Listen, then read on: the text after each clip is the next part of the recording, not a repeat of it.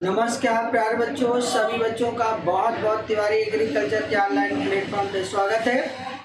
प्यारे बच्चों, जल्दी से इस सेशन को लाइक और शेयर करिएगा। ज़्यादा से ज़्यादा बच्चों को इसको शेयर कर दीजिएगा। और काफ़ी बच्चे आ भी गए हैं।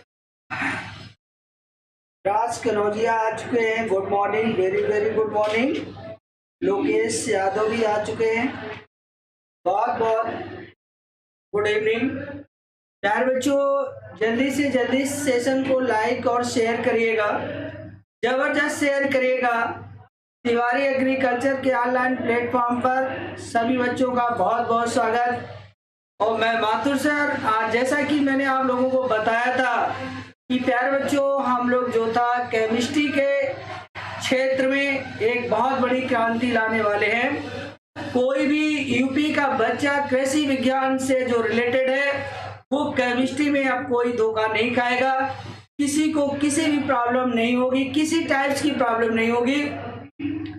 प्यारे बच्चों, मैंने इस बात की ये बीड़ा उठाई है कि हर बच्चे को मैं केमिस्ट्री सिखा के रखूंगा। तो प्यारे बच्चों, इसको जल्दी से जल्दी शेयर करिए, ज़्यादा से ज़्यादा लोगों में शेयर करिएगा। और हम लोग जो केमिस्ट्री का पहला चैप्टर जो था हम लोग जो पढ़ रहे थे, और वो चैप्टर हमारा था physical change and chemical change, भौतिक परिवर्तन और रासायनिक परिवर्तन। उस चैप्टर को हम लोगों ने बहुत बिंदास सेशन उस दिन किया था, और उससे भी जबरदस्त सेशन आज का होगा प्यारे बच्चों, क्योंकि आज हम आपको वो बताने वाले हैं कि बोर्ड की परीक्षा में कैसे प्रश्न आपको करना है, कैसे प्रश्न आते हैं। उस दिन मैंने पूरे चैप्टर को एक्सप्लेन किया था। आज मैं बताऊंगा कि आपको ऑब्जेक्टिव कैसे करना है, जो आपका वेरी शॉर्ट होता है, अध लघुत्तरी होता है, उसको कैसे करना है, लघुत्तरी कैसे करना है, विस्तृत उत्तरी कैसे करना है। तो उन प्रश्नों की श्रृंखला में आज लेकर आया हूं इसी चैप्टर से। तो प्यारे बच्चों, इसको ज्यादा से ज्यादा शेयर करिएगा, जबरदस्त शेयर करिएगा। वेरी वेरी गुड इवनिंग, बहुत बहुत वेरी वेरी गुड इवनिंग सभी को। राधे राधे, नमस्कार, गुड मॉर्निंग, गुड मॉर्निंग।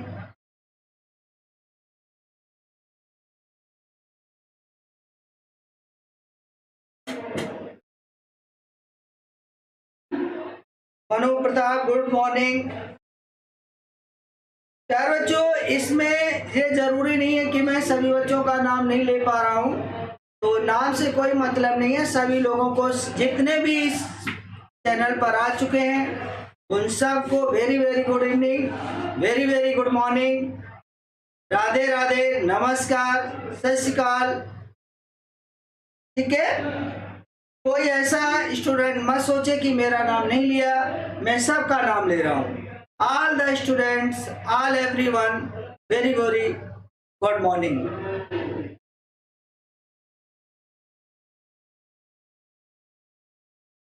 चलिए प्यारे बच्चों, तो मैं सेशन को स्टार्ट करता हूं। और आज के सेशन में सबसे पहले हम जो बहुविकल्पी प्रश्न होते हैं उनके बारे में बताऊंगा कि आपके बहुविकल्पी प्रश्न किस तरीके से आएंगे। तो आप देखिएगा, उसमें पहला प्रश्न आपके स्क्रीन पर अभी आने वाला है। आइए देखते हैं, पहला प्रश्न आ चुका है।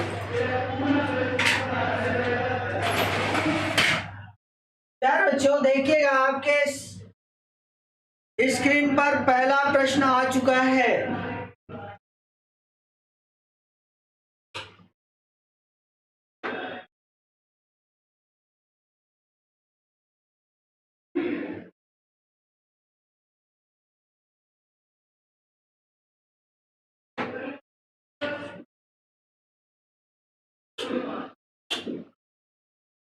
प्यारे बच्चों, देखिए, पहला प्रश्न आप लोगों के आ चुका है, और काफी बच्चों का आंसर भी आ चुका है। Very good. यहाँ पर प्यारे बच्चों पूछा गया है आप लोगों से कि रसायन विज्ञान के जनक का नाम, father of the chemistry, father of the chemistry, रसायन विज्ञान के जनक कौन है।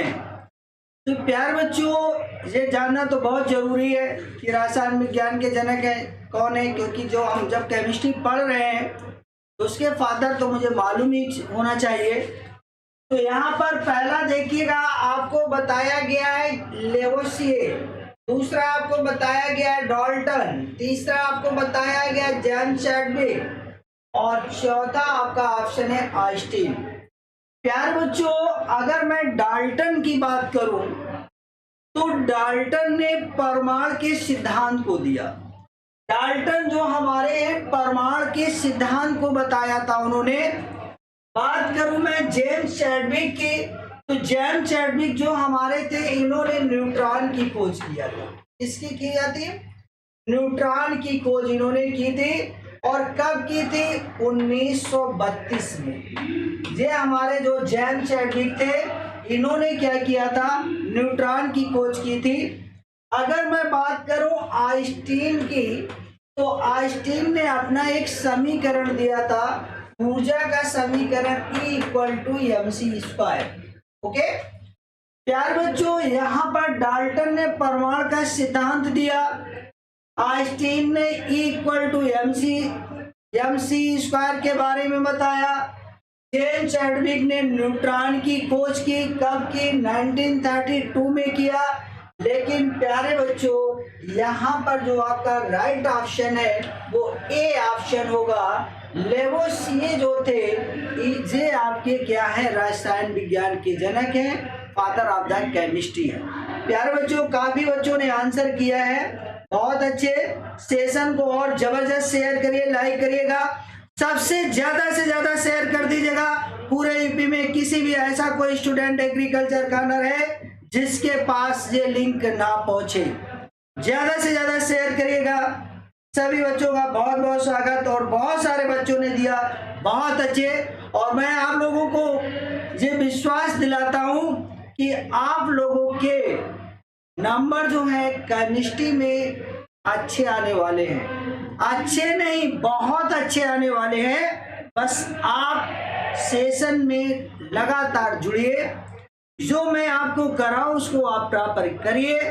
कैसे आपको कॉपी में लिखना है वो भी मैं आप लोगों को बताऊंगा। आप लोगों को किसी बात की अब चिंता नहीं करना है। तो ठीक है, यहाँ पर पहला ऑप्शन आपका राइट है। अब हम लोग चलते हैं नेक्स्ट क्वेश्चन की तरफ। प्यारे बच्चों देखिएगा, दूसरा क्वेश्चन आपके आ चुका है स्क्रीन पर।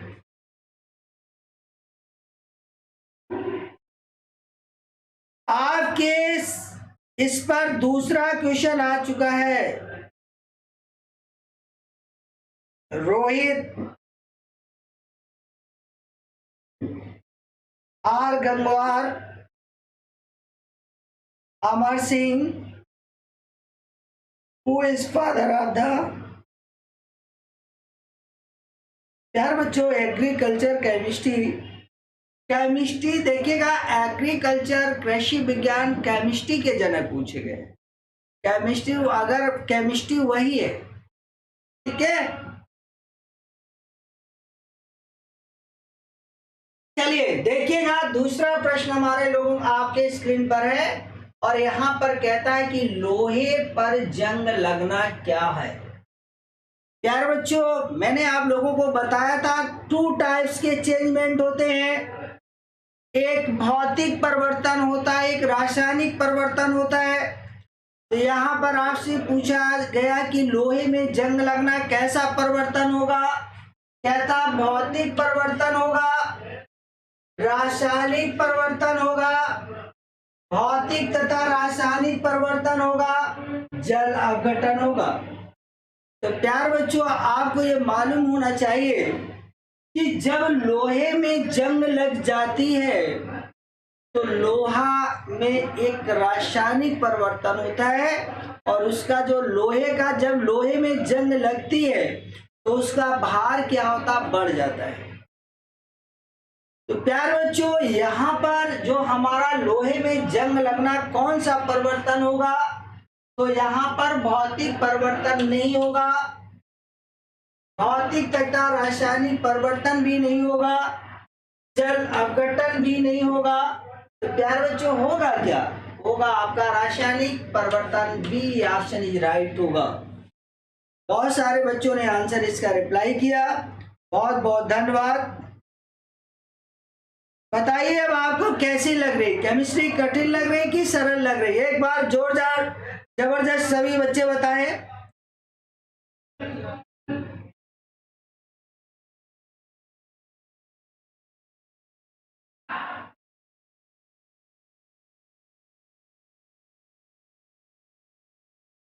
चलिए नेक्स्ट देखिएगा। नेक्स्ट हम लोगों के पास नेक्स्ट क्वेश्चन आप लोगों के स्क्रीन पर आता हुआ ये आया। नेक्स्ट क्वेश्चन आप लोगों के स्क्रीन पर आ चुका है। बताइए प्यारे बच्चों, यहाँ पर कह रहा है कि मोमबत्ती का जलना। देखिएगा, अगर आपसे पूछा जाए कि मोम जो होती है, मोम का पिघलना, क्या पूछा जाए? मोम का पिघलना अगर आपसे पूछा जाए तो ये आपका जो परिवर्तन होगा, ये आपका होगा भौतिक परिवर्तन। कैसा परिवर्तन होगा ये? अगर आपसे पूछा जाए कि मोम का पिघलना कैसा परिवर्तन होता है, तो मोम का पिघलना आपका भौतिक परिवर्तन होता है। लेकिन यहाँ पर मोमबत्ती का जलना पूछा गया है, और मोमबत्ती जो हमारी कैंडल होती है, जब वो जलती है तो देखिएगा, जब वो मोमबत्ती हमारी जलेगी तो वहां पर कार्बन मोनोऑक्साइड भी निकलेगी। कार्बन, अब बताइए, जब हमारा कार्बन मोनोऑक्साइड निकलेगी तो वहां पर जो हमारा मोमबत्ती का जलना होगा वो कैसा परिवर्तन होगा? क्या भौतिक परिवर्तन है? क्या वो एक अस्थायी परिवर्तन है? अगर हम मोमबत्ती को दोबारा बना सकते हैं? नहीं, पॉसिबल ही नहीं है। अगर रासायनिक परिवर्तन है, क्योंकि मोमबत्ती एक बार जल चुकेगी तो दोबारा पॉसिबल नहीं है। यहाँ पर जल अपघटन भी नहीं होगा, और इनमें से कोई भी ऑप्शन नहीं होगा। आपका बी ऑप्शन इज राइट होगा, रासायनिक परिवर्तन। कितने बच्चों ने आंसर किया? बहुत अच्छे, जबरदस्त, बहुत अच्छे, सारे बच्चे बहुत अच्छा आंसर कर रहे हैं, और सभी बच्चों को बहुत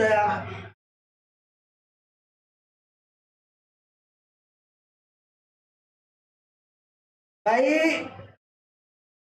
कुछ बच्चों ने आंसर गलत दे दिया। ये कैसे होगा?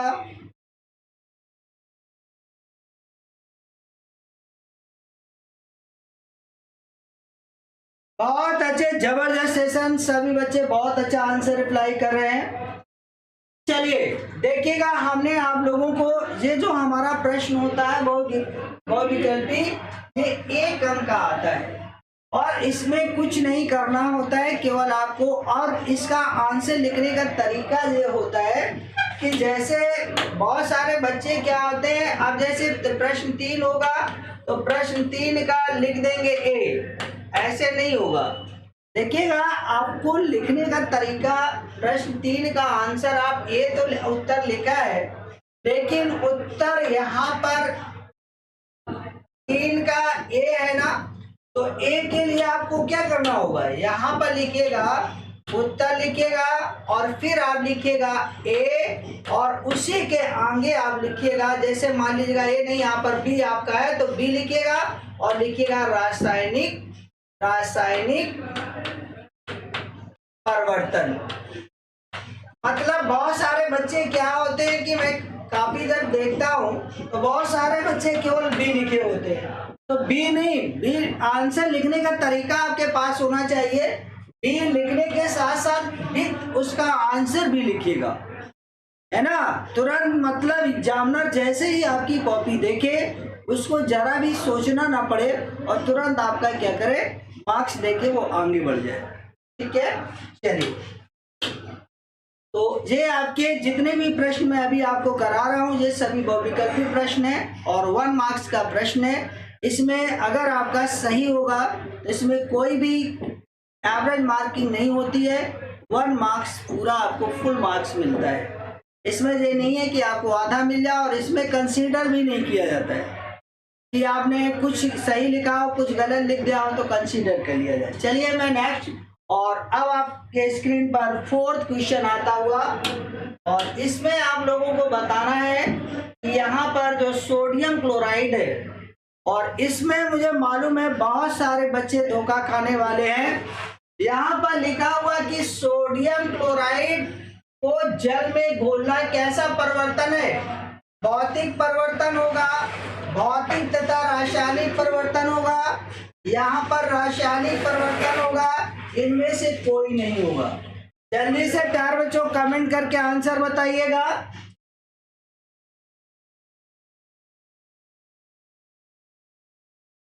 इसमें से जल्दी से कमेंट करिएगा और आंसर रिप्लाई करिएगा।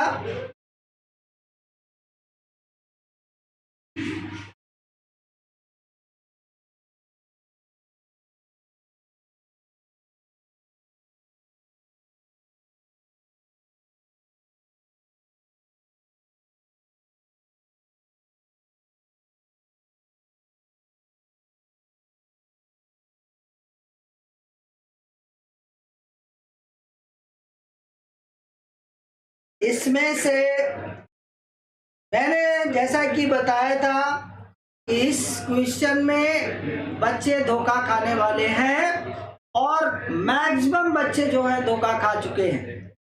कुछ बच्चों ने आंसर इसमें सही रिप्लाई किया है।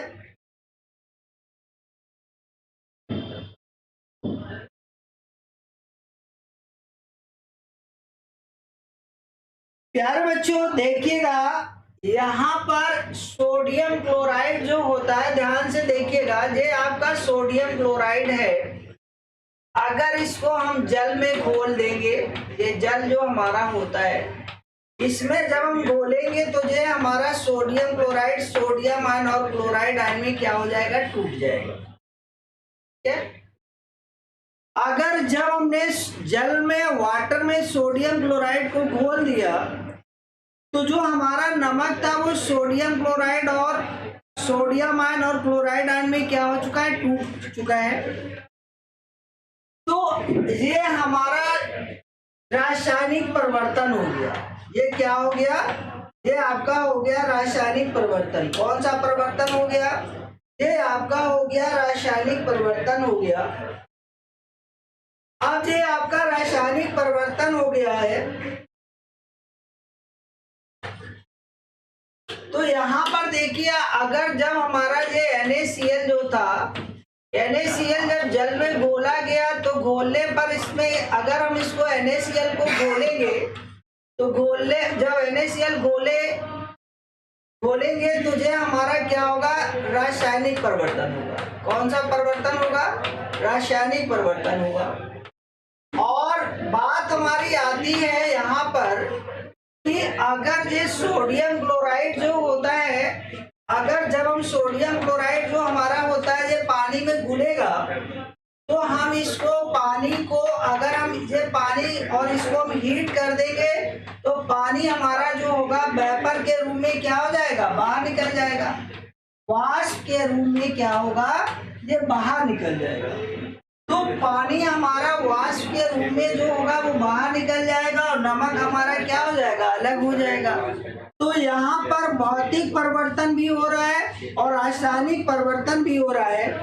तो यहाँ पर जो ऑप्शन आपका राइट होगा, बी ऑप्शन इज राइट होगा। मतलब यहाँ पर भौतिक और रासायनिक परिवर्तन दोनों हो रहा है।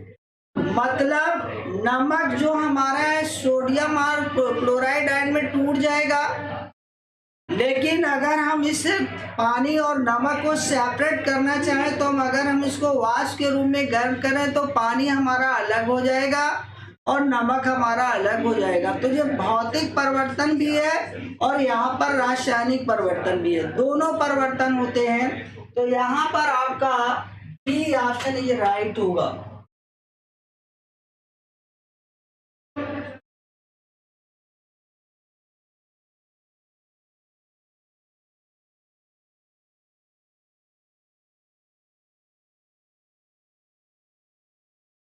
देखिए बेटा, योगेंद्र कुमार कह रहे हैं कि यूपी टेट की क्या फीस होगी। तो प्यारे बच्चों, इसकी फीस जो है आप लोगों को सर बता देंगे।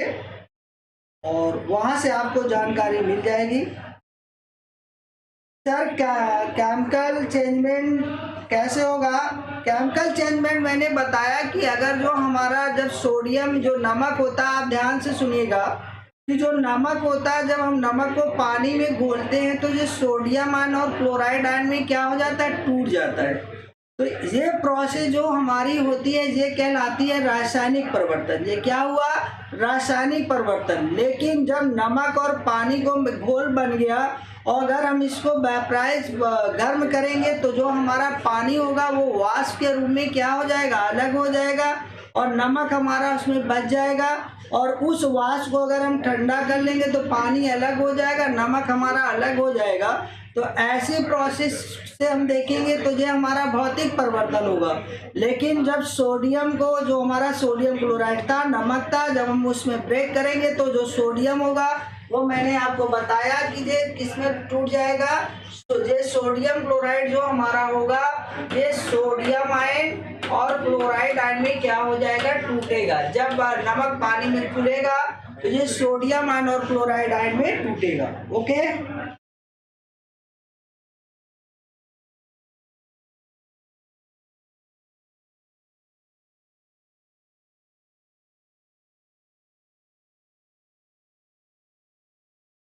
यार बच्चों अभी मैंने आपको, और इसको देखिएगा ध्यान से, अगर आप किसी भी बच्चे को, मैंने बताया कि इसमें बी ऑप्शन राइट होगा। ये देखिएगा नमक है, ये नमक है और इस नमक को जब आप पानी में घोलेंगे, पानी में क्या करेंगे, इसको घोलेंगे तो ये जब पानी में घुलता है तो सोडियम आयन और क्लोराइड आयन में टूट जाता है। तो ये आयनिक कंडीशन में आ गया और ये परिवर्तन जो हमारा होगा, ये परिवर्तन जो होगा रासायनिक परिवर्तन होगा। ये परिवर्तन कैसा होगा? रासायनिक परिवर्तन होगा। ये परिवर्तन हमारा रासायनिक परिवर्तन होगा।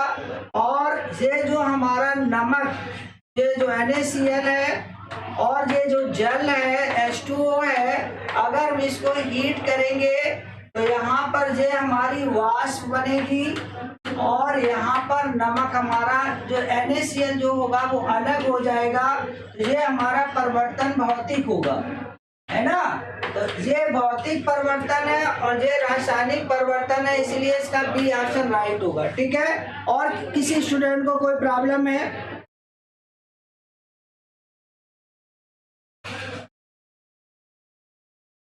चलिए अब चलते हैं हम लोग नेक्स्ट क्वेश्चन की तरफ मूव करते हैं। क्वेश्चन नंबर 4 आपके सामने स्क्रीन में आ चुका है, 5 है। क्वेश्चन नंबर 5 है, कह रहा है कि किसी फल का पकना क्या होता है?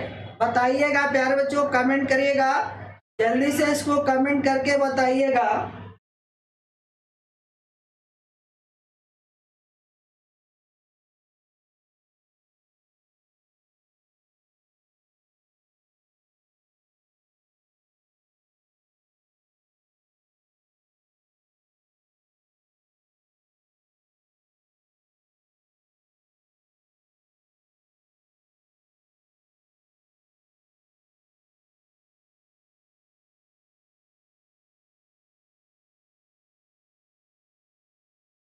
जल्दी से कमेंट करिएगा।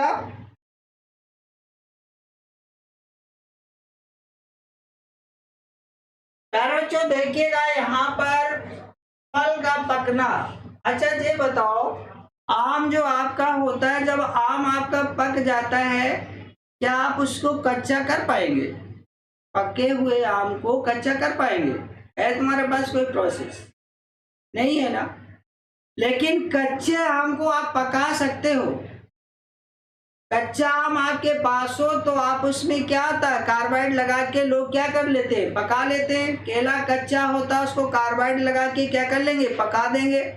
लेकिन अगर हम उसको चाहें कि हम फिर हम केले को कच्चा कर ले, ये पॉसिबल है? संभव नहीं है। जैसे आपने भोजन खाया तो भोजन आपने खा लिया, अब भोजन हम पुनः उसको चाहें कि वैसा ही प्राप्त हो जाए, पॉसिबल है? नहीं। उसका क्या हो जाएगा, रासायनिक परिवर्तन हो जाएगा। तो प्यारे बच्चों यहाँ पर देखिएगा, ये जो हमारा किसी फल का जो पकना होता है, ये भौतिक परिवर्तन नहीं होता है। भौतिक परिवर्तन तो अस्थायी परिवर्तन होता है। तो ये कैसे हो पाएगा? ये तो संभव नहीं है। भौतिक तथा रासायनिक, अच्छा भौतिक जब है नहीं तो इसमें भौतिक भी दिया तो ये कट जाएगा। अब बात आती है रासायनिक, सी ऑप्शन ये राइट होगा, क्योंकि मैंने बताया फल अगर पकेगा तो वो कच्चा पॉसिबल नहीं है, और काफी बच्चों का आंसर सही आ चुका है। वेरी गुड, ए ऑप्शन गलत है बेटा, सी ऑप्शन ही राइट होगा।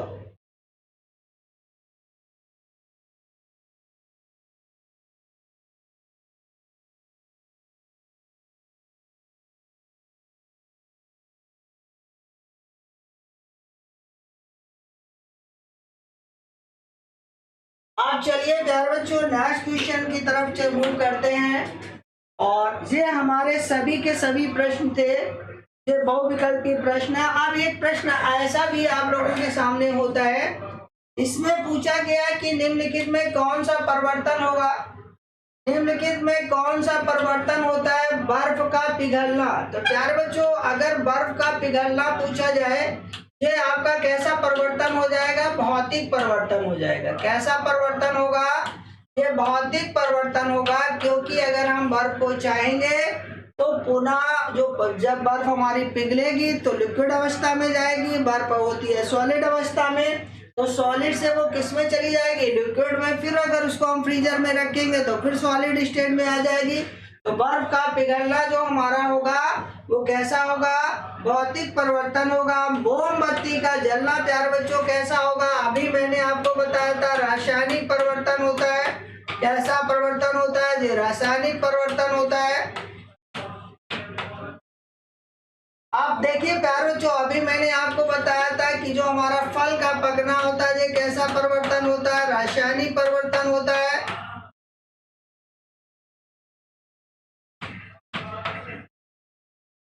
दूध का दही में, अब जब दूध हमारा जो होगा जब दही में बदल जाएगा तो दूध, दही से हम दूध पुनः नहीं बना सकते हैं, तो कैसा परिवर्तन होगा? ये भी आपका रासायनिक परिवर्तन होगा।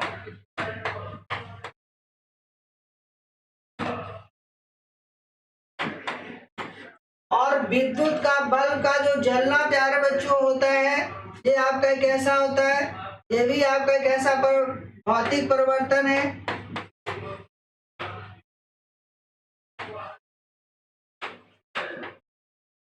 और यहाँ पर कपूर का उड़ जाना, जब कपूर हमारा उड़ता है तो जो ऊर्ध्वपातन होता है, और यहाँ पर अगर ये कपूर देखिएगा, कपूर उड़ जाएगा तो हम इसको कलेक्ट तो नहीं कर पाएंगे ना।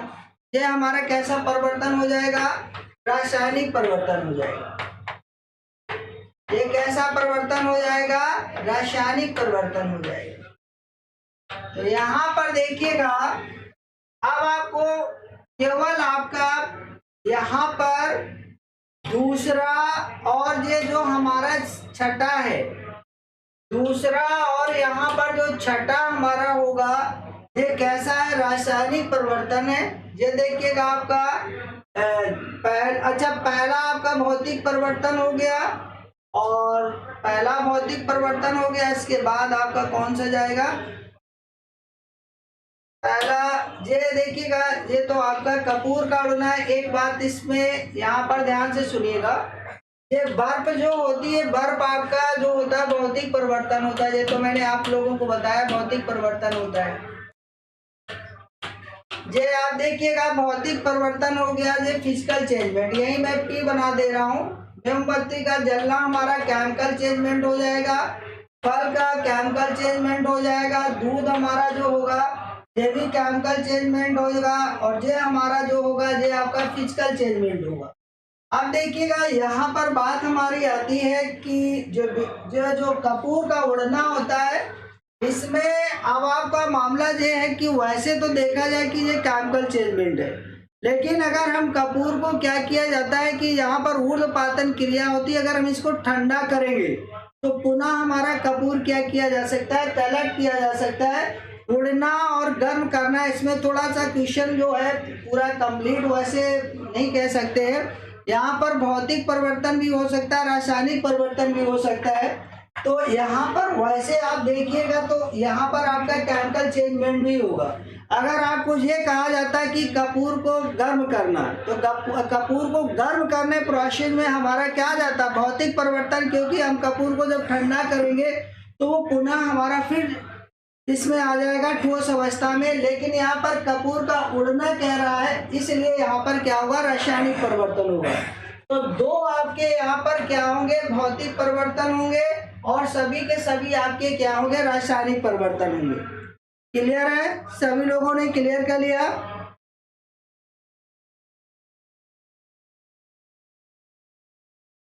आप देखिएगा इसके आंसर भी दिए हैं यहाँ पर, आप लोग देख लीजिएगा। और ये नेक्स्ट स्लाइड में आपको दे रखे हैं। इसमें भौतिक परिवर्तन जो मैंने आपको बताया था 1 और 5 जो आपका होगा भौतिक परिवर्तन होगा, और ये सभी के सभी आपके क्या होंगे, रासायनिक परिवर्तन होंगे। तो रासायनिक परिवर्तन मैंने लास्ट वाला जो आपको बताया कि उसका सस्पेंस दो कंडीशन में है। अगर उसको गर्म करने में कहा जाता तो वो आपका भौतिक हो जाता, इसलिए वो वहां पर अभी उसको हमें कंसीडर करना पड़ेगा रासायनिक परिवर्तन ही। चलिए अब हम लोग नेक्स्ट क्वेश्चन की तरफ मूव करते हैं। और ये हमारा क्वेश्चन अब आ गया वेरी शॉर्ट। इसमें देखिएगा क्या कहता है कि भौतिक और रासायनिक परिवर्तन का एक एक उदाहरण लिखिए। तो आपसे ये तो नहीं कह रहा है कि पर्टिकुलर आपको क्या लिखना है, वही उदाहरण लिखिए। तो आप कोई भी एक उदाहरण लिख दीजिएगा, और आप लोगों को मालूम है अच्छा सा यहाँ पर आंसर भौतिक परिवर्तन में आप लिख सकते हैं। आप क्या लिख सकते हैं, बर्फ का लिख सकते हैं, बर्फ का पिघलना। बर्फ का पिघलना आपका क्या हो जाएगा, ये आपका भौतिक परिवर्तन हो जाएगा। और अगर आपसे रासायनिक परिवर्तन में पूछा जाए तो रासायनिक परिवर्तन जो आपका हो जाएगा, रासायनिक परिवर्तन आप लिख सकते हैं लोहे में जंग लगना। लोहे में जंग लगना, तो ये आपका कौन सा हो जाएगा, ये आपका रासायनिक परिवर्तन हो जाएगा। तो प्यार बच्चों ये देखिएगा, आपसे केवल यहाँ पर पूछा गया था इतना, जब आप लिख देंगे तो आपको 1 नंबर यहाँ पर मिल जाएगा।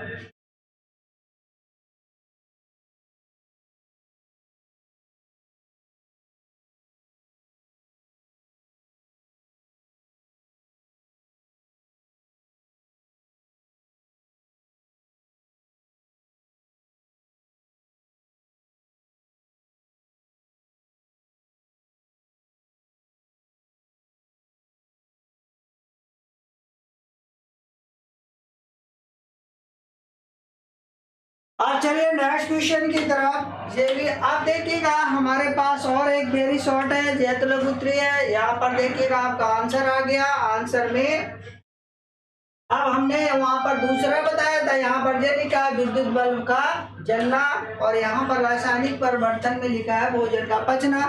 ये भी आपका रासायनिक परिवर्तन है। तो वहां पर तो पर्टिकुलर ये आपसे पूछा नहीं गया था, जो आपको इतने बहुत सारे मैंने एग्जाम्पल आपको बता दिए हैं। जो भी आप लिख देंगे वो आपका आंसर क्या हो जाएगा, राइट हो जाएगा।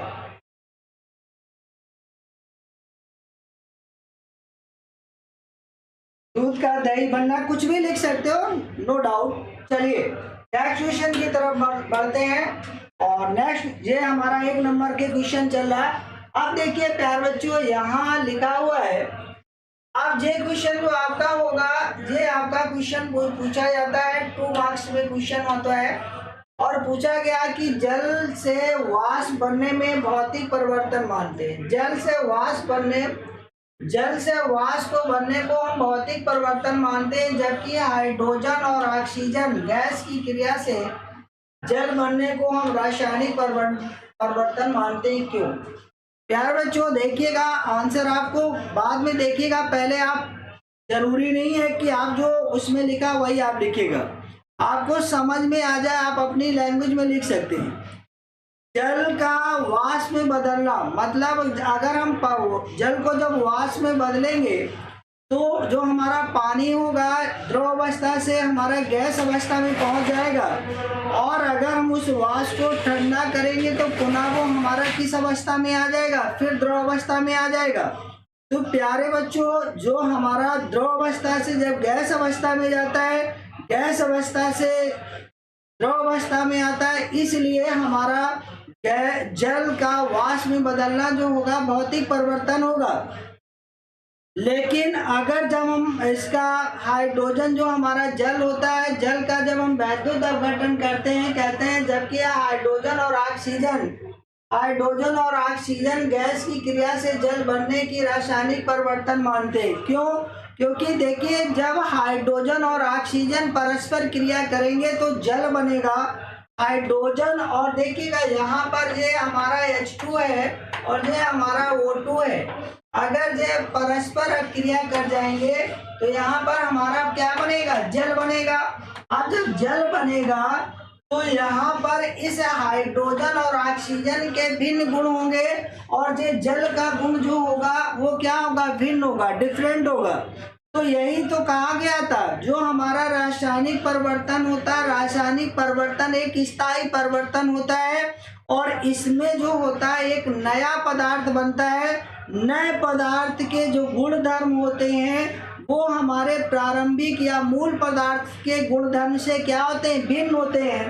तो प्यारे बच्चों, जल के जो गुणधर्म होंगे वो ऑक्सीजन और हाइड्रोजन से क्या होंगे? भिन्न होंगे। इसीलिए हाइड्रोजन और ऑक्सीजन गैस की क्रिया से जल बनना जो होगा एक रासायनिक परिवर्तन होता है। ठीक है, तो सभी बच्चों की जो बात समझ में आ गई होगी। अब देखिए, इसका आंसर मैंने आप लोगों को बता दिया है। अब इसका आंसर आपको मैं दिखा दे रहा हूँ। ये आंसर देखिए लिखा हुआ है, आप अपने भाषा में इसको लिखेंगे तो ज्यादा बेटर आप लिख पाएंगे। यहाँ पर लिखा है कि जल से वाष्प बनना तथा वाष्प को ठंडे करने पर पुनः जल प्राप्त होता है। इस परिवर्तन में पदार्थ की मात्रा में कोई अंतर नहीं पड़ता है, केवल अवस्था में परिवर्तन होता है, अतः यह भौतिक परिवर्तन होगा। यही बात तो मैंने अभी आपको बताई थी कि अगर जल को जब हम वाष्प में ले जाएंगे तो उसकी अवस्था परिवर्तित होगा और जब अवस्था में परिवर्तन होगा तो वो हमारा भौतिक परिवर्तन होगा। अब दूसरी बात लिखा है कि हाइड्रोजन और ऑक्सीजन की क्रिया से जल बनता है। इस परिवर्तन में एक नया पदार्थ जल बनता है जिसके गुणधर्म जो होते हैं वो हमारे हाइड्रोजन और ऑक्सीजन के गुणधर्म से भिन्न होते हैं। अतः ये कैसा परिवर्तन होगा? रासायनिक परिवर्तन होगा। कुछ नहीं करना प्यारे बच्चों, अपनी भाषा में इसको आंसर को लिख दीजिएगा। सभी सेट आंसर लिखेंगे, आपको नंबर पूरे में पूरे मिलेंगे। रटी रटाई भाषा को ना लिखो, अच्छा सा आंसर लिखो, बस आपको फुल मार्क्स मिलेंगे। प्यारे बच्चों, ये बात सभी को समझ में आ गई? एक बार कमेंट करके बताइए सभी को इस प्रश्न का उत्तर समझ में आ गया। भाई आप लोग स्लो पढ़ गए, जबरदस्त शेयर करो, बच्चे घट क्यों रहे, बढ़े। और जो बच्चे चले जाते हैं, आते हैं, चले जाते हैं, इसका मतलब नहीं, जब लगातार आप लगातार बैठ के पढ़िएगा तो मैं आप लोगों को केमिस्ट्री को ऐसे घोल के पिलाऊंगा जैसे मजा आ जाएगा। कुछ बच्चे आते हैं फिर चले जाते हैं, फिर आते हैं फिर चले जाते हैं, है ना? लगातार बैठ के पढ़िएगा।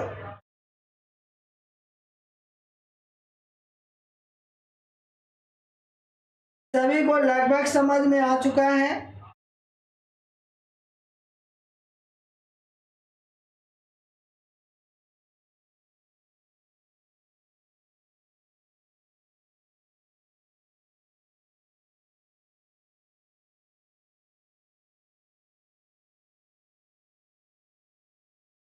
चलिए अब देखिएगा, नेक्स्ट क्वेश्चन की तरफ मूव करते हैं। क्वेश्चन नंबर हमारे पास नेक्स्ट जो होगा उसका देखिएगा, इसका आप लोग स्क्रीनशॉट ले लीजिएगा। इसका आप स्क्रीनशॉट ले लीजिएगा सभी लोग इसका स्क्रीनशॉट ले लीजिएगा।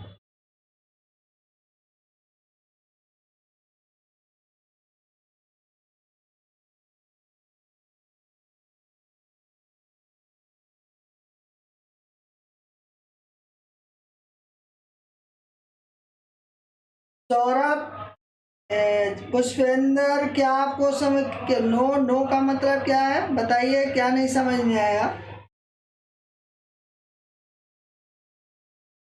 मैंने आपको बताया कि जल जो होता है, जल हमारा जो होगा, जल यहाँ पर देखिएगा, जल हमारी कैसी अवस्था में होता है?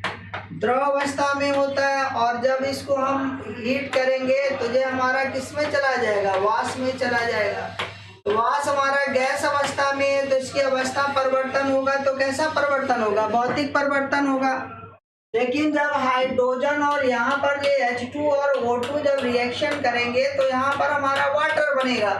अब आप सोचेंगे कि देखिएगा, हमने रिएक्शन को बैलेंस करने के लिए यहाँ पर 2 कर देते हैं, यहाँ पर 2 कर देते हैं, नहीं तो बैलेंस। आप देखिएगा, हाइड्रोजन और ऑक्सीजन के गुणधर्म अलग होंगे, वाटर के गुणधर्म अलग होंगे। इसलिए ये हमारा कैसा परिवर्तन होगा? रासायनिक परिवर्तन होगा।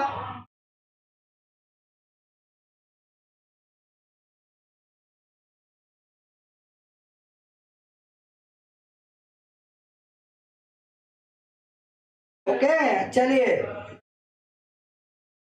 अब हम लोग नेक्स्ट क्वेश्चन की तरफ मूव करते हैं, और इसका सभी लोग स्क्रीनशॉट ले लीजिएगा।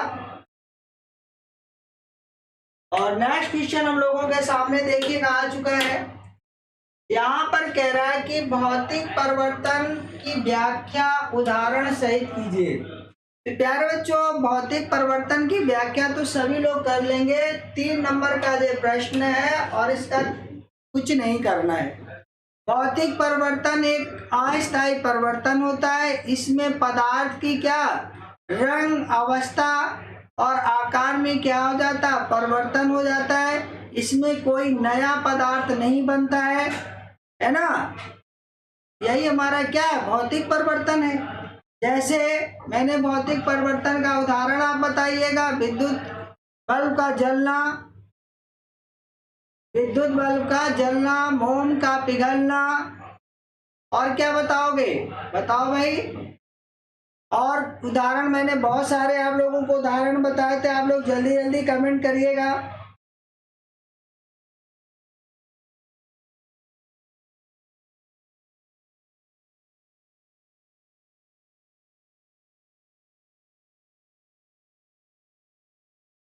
देखिए, कुछ बच्चे बढ़िया है, कह रहे हैं जल्दी से लाइक करिएगा, शेयर करिएगा। बहुत अच्छे प्यारे बच्चों। और आपको लग रहा हो कि सर,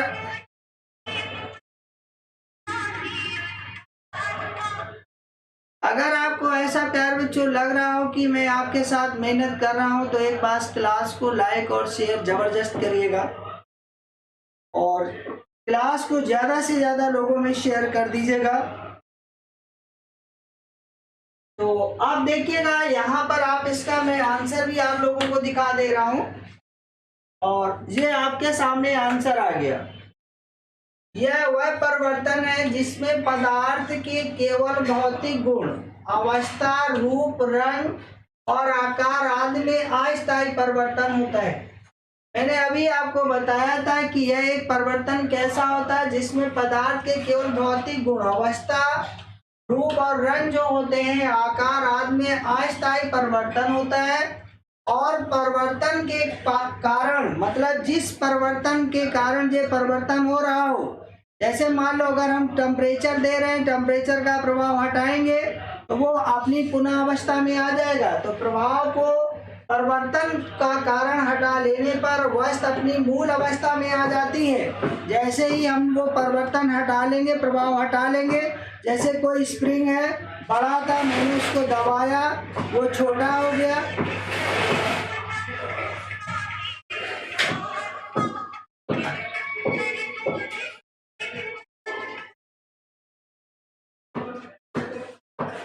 तो यहाँ पर प्यारे बच्चों देखिएगा, इस परिवर्तन में पदार्थ अपनी मूल अवस्था में आ जाती है। इस परिवर्तन में पदार्थ के आणविक संगठन और भार में कोई अंतर नहीं आता है। मैंने जैसा कि आपको बताया था कि यहाँ पर पदार्थ की कोई भी मूल अवस्था जो होती है, मूल अवस्था जो होती है उसमें कोई परिवर्तन ही नहीं, उसके रासायनिक संगठन में कोई परिवर्तन ही नहीं होता है। केवल अवस्था में परिवर्तन हो जाता है। तो प्यारे बच्चों, यहाँ पर जो हमारा होगा वो आपका क्या हो जाएगा, भौतिक परिवर्तन होगा। सभी लोगों को समझ में आ गया होगा।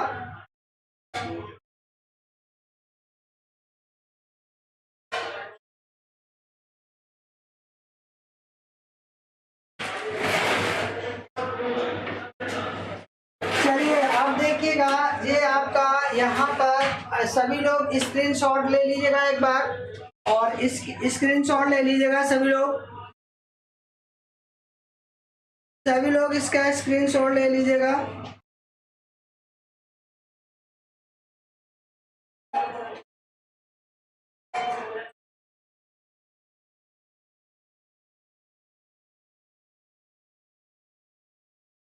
ये 3 मार्क्स का क्वेश्चन था।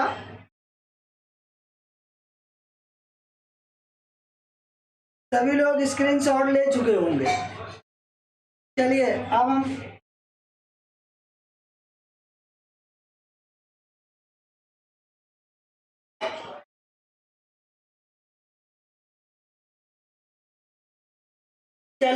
हम लोग देखिएगा, जे हम आपके सामने उसके एग्जाम्पल आ गए, और एग्जाम्पल में जैसा कि मैंने बताया था उसमें एग्जाम्पल भी लिखना था। बर्फ का पिघलना हुआ, जल का वाष्प में बनना हुआ, लोहे का चुंबक बनना, बल्ब का जलना।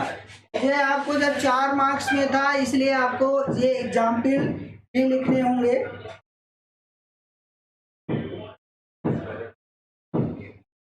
इसको भी भाई स्क्रीनशॉट ले लीजिएगा एग्जाम्पल। चलिए, और एग्जाम्पल आप लोगों को सभी को मालूम होगा, अगर नहीं भी लेंगे तभी सब लोग लिख लेंगे, कोई टेंशन की आवश्यकता नहीं है। चलो आगे बढ़ते हैं, और अब क्वेश्चन नंबर जो 4 मार्क्स का एक और है उसको भी मैं दिखाता हूँ। अब ये भी ऐसे पूछा जाता है, यहाँ पर क्वेश्चन आपसे पूछा गया कि रासायनिक परिवर्तन की व्याख्या उदाहरण सहित कीजिए। रासायनिक परिवर्तन किसे कहते हैं? आप देखो 4 मार्क्स तो हवा में मिल रहे हैं, आपको नंबर लेने चाहिए। कैसे लोगे? ये आपके अंदर टैलेंट है। इसमें क्या लिखना है? कुछ नहीं लिखना है। रासायनिक परिवर्तन एक कैसा परिवर्तन होता है? स्थायी परिवर्तन होता है। इसमें क्या, रासायनिक परिवर्तन एक स्थायी परिवर्तन होता है। इसमें पदार्थ जो होता है एक नया पदार्थ बनता है, जिनके गुणधर्म मूल पदार्थ के गुणधर्म से कैसे होते हैं? भिन्न होते हैं। तो एक नया पदार्थ बनता है, उसके गुणधर्म जो होते हैं, जो हमारा मूल पदार्थ होगा उसके गुणधर्म से कैसे होते हैं? भिन्न होते हैं। इस घटना को या इस परिवर्तन को हम क्या बोलते हैं? रासायनिक परिवर्तन। जैसे मैंने आपको बताया था कि अगर दूध से दही बनेगा, तो दूध से जब दही बन जाएगा तो ये रासायनिक परिवर्तन होगा। क्यों? क्योंकि दूध का गुणधर्म दही के गुणधर्म से बिल्कुल नहीं मिलेगा। अगर फलों का पकना, फल जब हमारा कच्चा होगा उसका स्वाद अलग होगा, जब पक जाएगा तो उसका स्वाद अलग होगा। लोहे में जंग लगना, ये भी एक आपका क्या होगा? रासायनिक परिवर्तन होगा। जो हमारा गन्ने का रस होता है, गन्ने के रस से सिरका बनना, ये भी हमारा एक क्या होगा? रासायनिक परिवर्तन होगा। गोबर से गोबर गैस का बनना, हम ये भी एक रासायनिक परिवर्तन होगा। भोजन का पचना, ये भी एक क्या होगा? रासायनिक परिवर्तन होगा। फलों का या वनस्पतियों का सड़ना, ये भी एक रासायनिक परिवर्तन होगा। ये बहुत सारे मैंने आपको उदाहरण दे दिए प्यारे बच्चों। अब आपको तो कहीं पर समस्या होना ही नहीं चाहिए, सारे बच्चे कार्य कर लेंगे। चलिए अब इसका आंसर मैं दिखा दे रहा हूँ। आंसर देख लीजिएगा, आपके सामने स्क्रीन पे आंसर आ चुका है। यहाँ पर देखिएगा, आंसर में लिखा है कि रासायनिक परिवर्तन वह परिवर्तन है जिसमें पदार्थ के भौतिक तथा रासायनिक गुण पूर्ण रूप से बदल जाते हैं तथा नए गुण वाले पदार्थ बनता है। उदाहरण में जल का विद्युत अपघटन, मोमबत्ती तथा लोहे पर जंग लगना, दही का जमना, भोजन का पचना। तो ये आपके उदाहरण थे। ये भी 4 नंबर का था। बताओ इसमें कैसे नंबर तो हवा में उड़ रहे हैं, बस ऐसे ऐसे गिरा लो हाथ करके। बात सही है कि नहीं? इतना आसान नंबर है फिर भी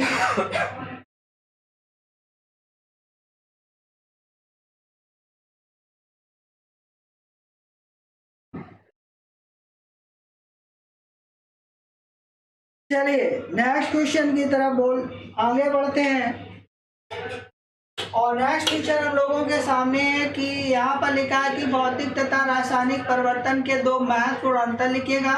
प्रकाश संश्लेषण तथा जल वाष्प में बदलना किस प्रकार का परिवर्तन। ये आपसे पूछ रहा है कि भौतिक और रासायनिक परिवर्तन के दो महत्वपूर्ण अंतर लिख दीजिएगा। प्रकाश संश्लेषण और जल वाष्प का बदलना किस प्रकार का परिवर्तन है। तो प्यारे बच्चों देखिएगा, यहाँ पर जो प्रश्न था और जब भी आपका चांद, इसमें क्या करना, कुछ नहीं करना है। ये देखिएगा, इसके मुख्य अंतर है कि इसमें इस परिवर्तन में पदार्थ का आंतरिक रचना में परिवर्तन नहीं होता है। जो हमारा भौतिक परिवर्तन होता है इसमें पदार्थ की आंतरिक रचना में कोई परिवर्तन नहीं होता, केवल उसकी अवस्था में परिवर्तन होता है। जबकि रासायनिक परिवर्तन में पदार्थ की आंतरिक रचना में पूर्ण परिवर्तन हो जाता है। अब देखिए यहाँ पर जो है यह परिवर्तन हमारा कैसा होता है, अस्थायी परिवर्तन होता है। जबकि जो हमारा रासायनिक परिवर्तन होता है ये कैसा होता है, स्थायी परिवर्तन होता है। ओके प्यारे बच्चों, और यहाँ पर देखिएगा अब वहां पर आपसे पूछा गया था और यहाँ पर ये देखिएगा प्रकाश संश्लेषण जो होता है, प्रकाश संश्लेषण आपका कैसा होता है, रासायनिक परिवर्तन होता है। क्यों रासायनिक परिवर्तन होता है, आप जानते हैं कि फोटोसिंथेसिस प्रोसेस होती है। सनलाइट की प्रेजेंसी में पौधे अपना क्या करते हैं, भोजन बनाते हैं। और जल का वाष्प में बदलना जो होता है वो आपका कैसा होता है, भौतिक परिवर्तन होता है। तो प्यारे बच्चों जे इसका आंसर था, जे भी 4 मार्क्स का क्वेश्चन था और इसमें कुछ भी नहीं था, आप लोग शायद कर लेंगे। आप देखिएगा नेक्स्ट क्वेश्चन की तरफ बढ़ते हैं और लगभग सारे क्वेश्चन आप लोगों के मैंने फिनिश कराए। प्यारे बच्चों आप बताइएगा आप सभी लोगों को कैसा ये सेशन लगा। सब लोग एक बार जोरदार कमेंट्स करके बताइएगा आप लोगों को ये सेशन कैसा लगा। और हम जो है नेक्स्ट क्लास में एक नेक्स्ट चैप्टर के साथ जो आपके रासायनिक संयुग के नियम है उसके साथ बिंदास मिलेंगे।